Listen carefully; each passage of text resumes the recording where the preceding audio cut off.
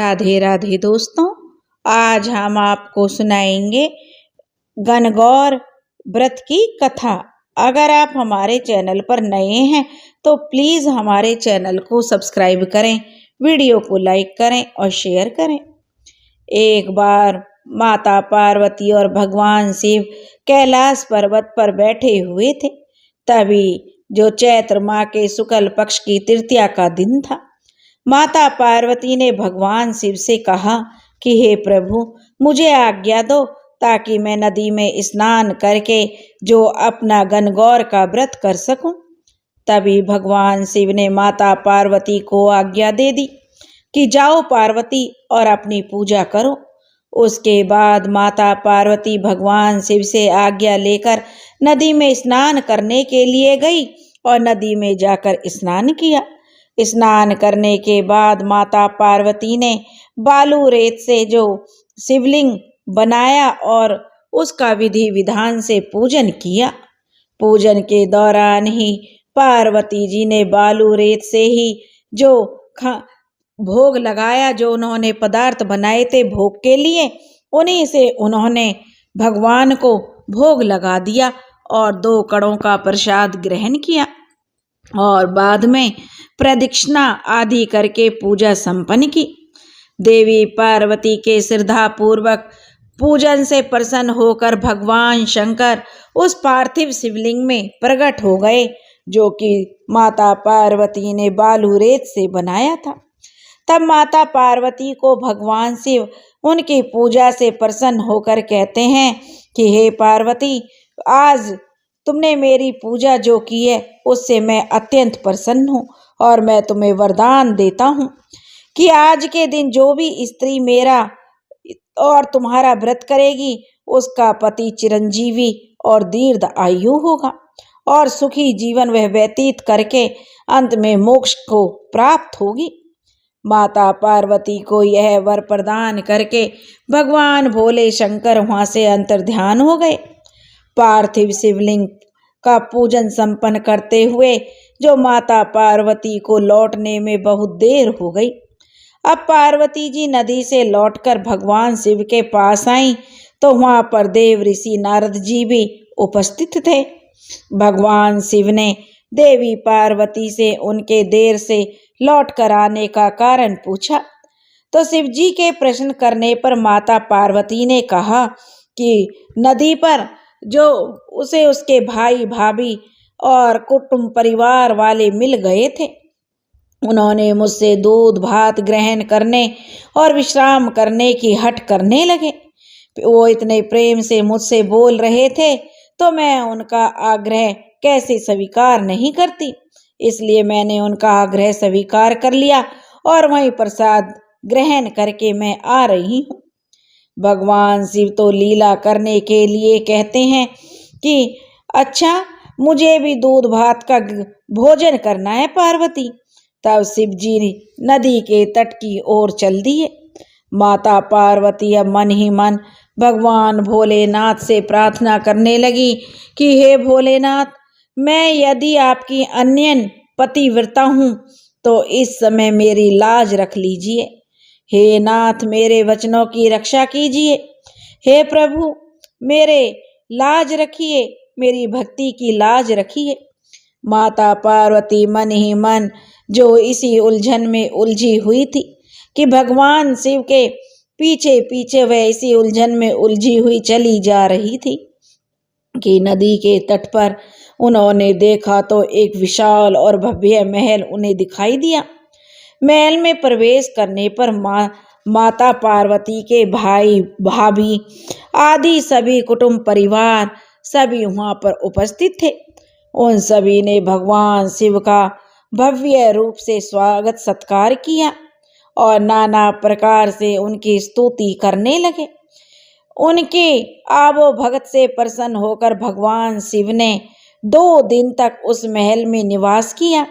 तब तीसरे दिन माता पार्वती भगवान भोले शंकर से जो प्रस्थान करने के लिए आग्रह करने लगी, किंतु भगवान भोले शंकर अधिक समय तक उस महल में रहना चाहते थे।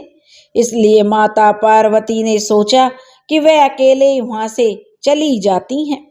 इसलिए शिव जी देव ऋषि नारद सहित पार्वती जी के पीछे पीछे चल दिए, क्योंकि भगवान शिव तो उस महल में और रुकना चाहते थे, लेकिन माता पार्वती ने जो मना कर दिया और वे अकेले ही चल दी। यह देखकर भोलेनाथ और नारद जी पार्वती जी के पीछे पीछे चल दिए। चलते चलते जब वे बहुत दूर आ गए, तब भगवान शिव को अचानक से याद आया कि वे अपनी माला तो पार्वती जी के मायके में ही भूल आए हैं। यह सुनकर माता पार्वती जी तुरंत ही माला ले जाने के लिए कहने लगी कि चलो मैं जाकर ले आती हूँ।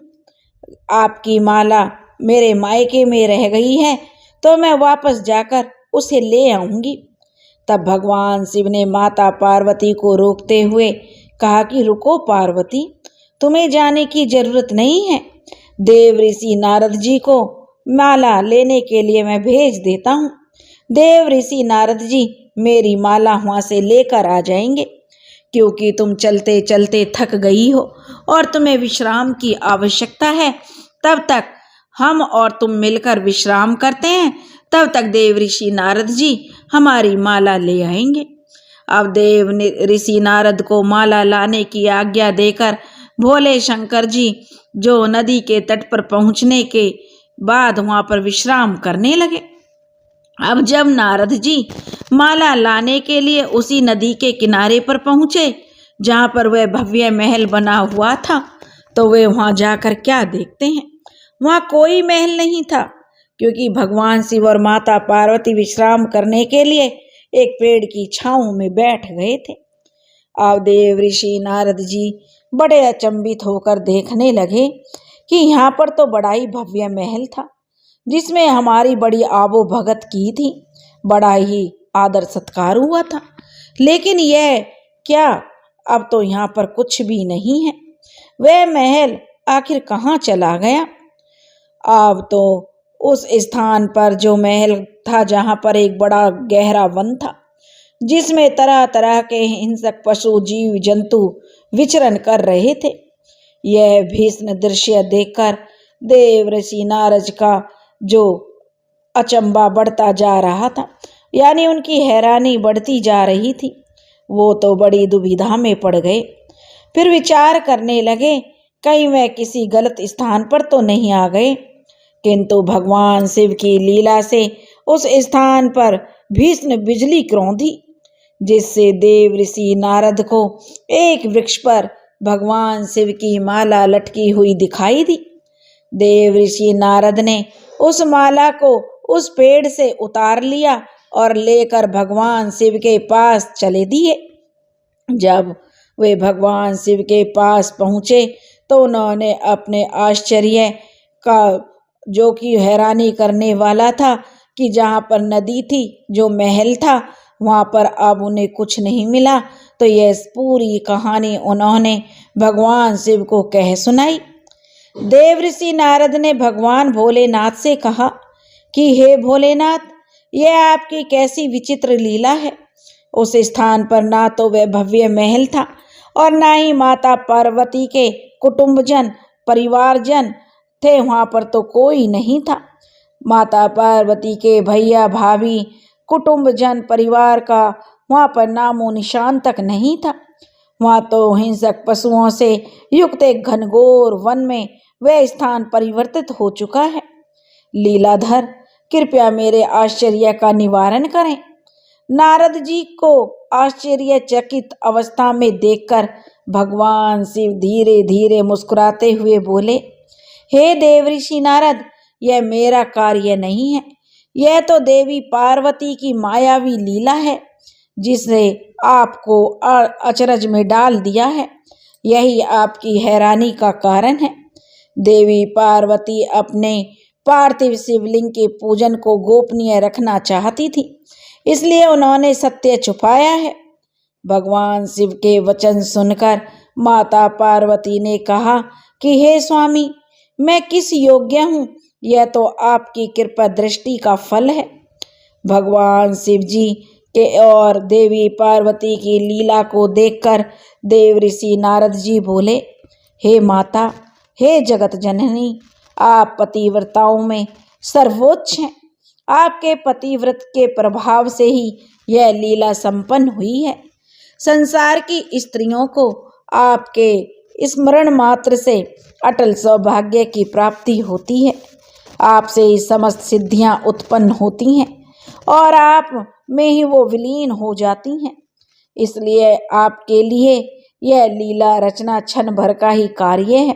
हे माता, गुप्त पूजन साधारण पूजन से अधिक फलदायी होता है और अधिक प्रभावशाली भी होता है। इसलिए माता, मैं आपको यह आशीष प्रदान करता हूँ कि जो भी स्त्रियां गुप्त रूप से पति की पूजा अर्चना करके उनके निमित्त मंगल कामना करेंगी, भगवान शिव की कृपा से उन्हें दीर्घ आयु एवं पति पुत्र आदि की प्राप्ति होगी। भगवान शंकर माता पार्वती जी और नारद जी के साथ भ्रमण करने हेतु चल दिए। आप जो चलते चलते जो चैत्र शुक्ल तृतीया को वो एक गांव में पहुंचे। उनका आना सुनकर गांव की एक निर्धन स्त्रियां उनके स्वागत के लिए थालियों में हल्दी अक्षत लेकर पूजन करने हेतु तुरंत वहां पहुंच गईं। माता पार्वती जी ने उनके पूजा भाव को समझकर सारा सुहाग रस उन पर छिड़क दिया। वे अटल सुहाग प्राप्त कर लौटी। धनी वर्ग की स्त्रियां थोड़ी देर बाद अनेक प्रकार के पकवान सोने चांदी के थालों में सजाकर पहुंची और इन स्त्रियों को देखकर भगवान शंकर ने माता पार्वती से कहा, हे देवी, तुमने सारा सुहागरस तो निर्धन औरतों पर जो लुटा दिया है, अब तुम इन्हें क्या दोगी? तब माता पार्वती बोली कि हे प्रभु, उन स्त्रियों के ऊपरी पदार्थों से बना रस दिया है, परंतु मैं इन धनी वर्ग की स्त्रियों को अपनी उंगली चीरकर रक्त का सुहाग रस दूंगी, जो मेरे समान सौभाग्यशाली हो जाएंगी। जब इन स्त्रियों ने पूजन समाप्त कर लिया, तब माता पार्वती ने अपनी उंगली चीरकर उस रक्त को उनके ऊपर छिड़क दिया।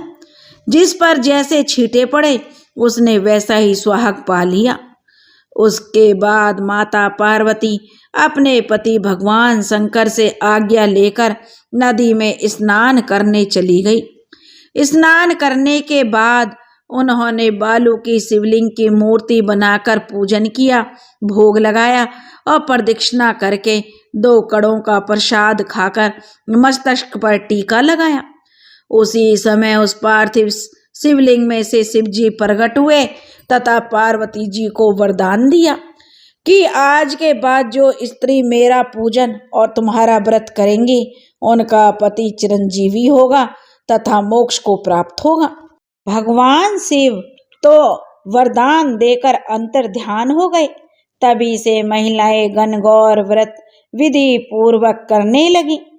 दोस्तों, हमारी दादी नानी कहा करती थी, किसी भी व्रत त्योहार की कहानी के बाद जो गणेश जी भगवान की कहानी जरूर सुननी चाहिए। बहुत समय पहले की बात है।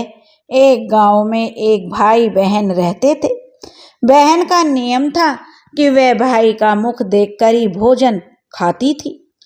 अब बहन का विवाह हो गया तो बहन ससुराल में रोज जल्दी उठती, घर का सारा काम काज जल्दी करती और फिर भाई का मुंह देखने पीहर जाती तो रास्ते में खेजड़ी के झाड़ के नीचे भगवान जी की मूर्ति और तुलसी माता हरी भरी मिलती। पथवारी माता दही दूध में हिंडोले लेती दिखाई देती। ऊपर सूरज भगवान तपते दिखाई देते। वह भाई का मुख देखने जाती और कहती, हे भगवान, मुझे अमर सुहाग और अमर पीहर देना। ऐसा कहती और आगे रास्ते में चल देती। आगे रास्ते में झाड़ जखाड़ थे। उसके बेचारी के पैरों में कांटे चुभ जाते। जब वह घर गई तो भाई का मुंह देखा। थोड़ी देर बैठी तो भाभी ने पूछा, बाई सा, आपके पैरों को क्या हो गया है? तब ननंद कहने लगी, भाभी रास्ते में बहुत से झाड़ के कांटे हैं, वे मेरे पैर में चुभ गए हैं। ऐसा कहकर वह वापस अपने घर आ गई। उस दिन जो उसकी भाभी अपने पति से बोली, देखो जी, तुम्हारी बहन रोज तुम्हारा मुंह देखने ससुराल से यहाँ आती है। रास्ते में बहुत से झाड़ के कांटे हैं जो तुम्हारी बहन के पाँव में चुभ जाते हैं, तो तुम उन्हें साफ क्यों नहीं कर देते? उसका रास्ता साफ करवा दो। यह सुनते ही भाई कुल्हाड़ी लेकर रास्ता साफ करने चल दिया।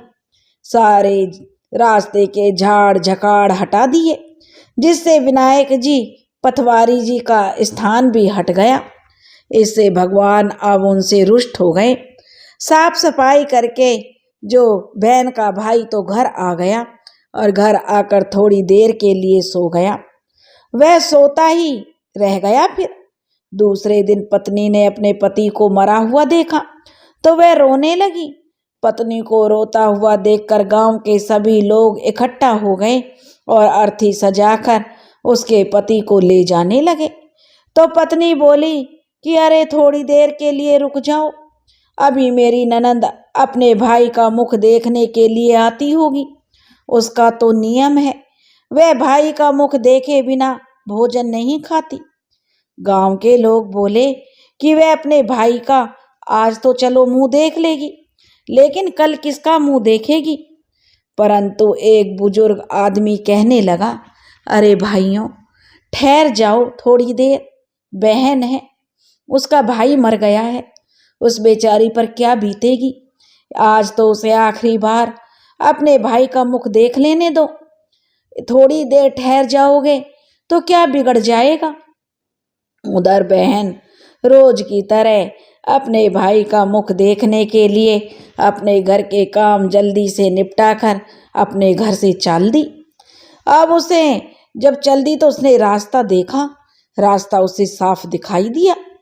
उसने देखा कि वहाँ विनायक जी की खेजड़ी, पथवारी, तुलसी माता सब हटी हुई थी।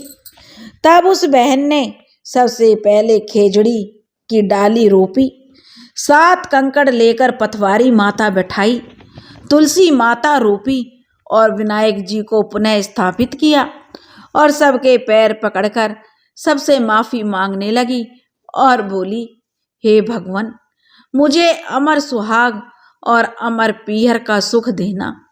इतना कहकर वह बहन आगे चलने लगी। ऊपर बैकुंठ में बैठे गणेश भगवान विचार करने लगे कि आज अगर इस बहन की हम नहीं सुनेंगे तो कलयुग में हमें कौन मानेगा। तभी भगवान गणेश ने उसे आवाज दी कि बेटी वापस आकर खेजड़ी की 7 जो पत्तियां ले जा, तेरे भाई को कच्चे दूध में घोलकर छींटे दे देना, वह उठकर बैठ जाएगा। बहन ने आकाशवाणी सुनी तो उसने पीछे मुड़कर देखा तो बहन को कोई भी दिखाई नहीं दिया। तब वह मनी मन सोचने लगी कि जैसा आकाशवाणी ने कहा है मुझे वैसे ही करना चाहिए। तब बहन ने 7 पत्तियां खेजड़ी की लीं और वह अपने भाई का मुख देखने के लिए अपने गांव की ओर चल दी। जब बहन घर आई तो देखा गांव के सभी लोग उसके घर में इकट्ठा थे। आंगन में भाभी रो रही थी, पास में ही भाई की लाश पड़ी हुई थी। तब वह रसोई में गई और दूध की चरी लाई, उसमें खेजड़ी की पत्तियां घोली और भाई के शरीर पर अमृत का छींटा दिया। अमृत का छींटा पड़ते ही भाई उठकर बैठ गया और अपनी बहन से बोला कि बहन, मैं तो आज बहुत गहरी नींद में सो रहा था, बहुत सोया हूँ, बहुत गहरी नींद से आज उठा हूँ। बहन बोली कि भाई, ऐसी नींद तो दुश्मन को भी ना आए। भैया, तुमको रास्ता साफ करने के लिए किसने बोला था? भाई बहन से बोला कि बहन, तेरी भाभी ने कल कहा था कि तू जिस रास्ते से आती है उस रास्ते में कांटे हो रहे हैं, तो बहन मैं तो उन्हें साफ करने गया था। तब बहन बोली कि भैया, तूने रास्ता तो साफ किया, लेकिन साथ ही तूने खेजड़ी, पथवारी माता और विनायक जी और तुलसी माता का स्थान भी खंडित कर दिया। मैं अभी जब आ रही थी तो सबको उनके स्थान पर बैठाकर पूजा करके आ रही हूँ। तब बहन बोली कि हे ईश्वर, जैसे आपने मेरी सुनी वैसे ही सबकी सुनना, सबकी लाज रखना, सबको अमर सुहाग और अमर पीहर का सुख देना। हे गणेश जी भगवान, जैसे आपने बहन को भाई का सुख दिया, पीहर का सुख दिया, ऐसे ही जो यह कहानी कह रहे हैं और जो यह कहानी सुन रहे हैं उनको भी अमर सुहाग, अमर पुत्र और अमर पीहर वासा देना। दोस्तों, अगर आपको यह कहानी पसंद आई हो तो प्लीज़ हमारे चैनल को सब्सक्राइब करें, वीडियो को लाइक करें और शेयर करें। राधे राधे।